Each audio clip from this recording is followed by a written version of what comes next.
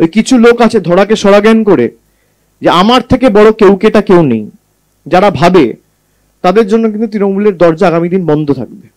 আর যারা ভাবছে এলাকা দখল করে মৌরিশি পাট্টার মতো দল চালাবো, তাদের কিন্তু কপালে বিপদ আছে। গোষ্ঠীদ্বন্দ্ব নিয়ে যে প্রশ্ন আপনারা তুলছেন, একটা রাজনৈতিক দল যখন বড় হয় তখন এই জিনিসগুলো স্বাভাবিক। গোষ্ঠীদ্বন্দ্ব কি বিজেপিতে নেই? গোষ্ঠীদ্বন্দ্ব কি সিপিএম যখন ক্ষমতায় ছিল তখন ছিল না? গোষ্ঠীদ্বন্দ্ব সব জায়গায় থাকে। একটা বাড়িতে একটা পরিবারে যদি 6 জন থাকে, 6 জনের মধ্যে 4 জনের ঝগড়া থাকে।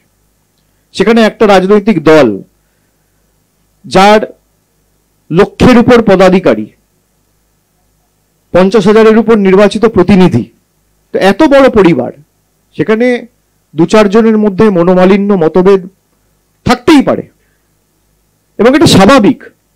কিন্তু তার মানে এই না যে আমি যা ইচ্ছা করে বেড়াবো।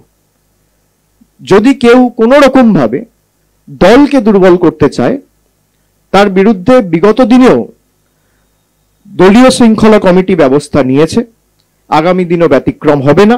এবং কোনো অপরাধের সাথে যদি কেউ যুক্ত থাকে, রাজ্যের পুলিশ প্রশাসন দলমত নির্বিশেষে তার বিরুদ্ধে কঠোর থেকে কঠোরতম ব্যবস্থা নেবে।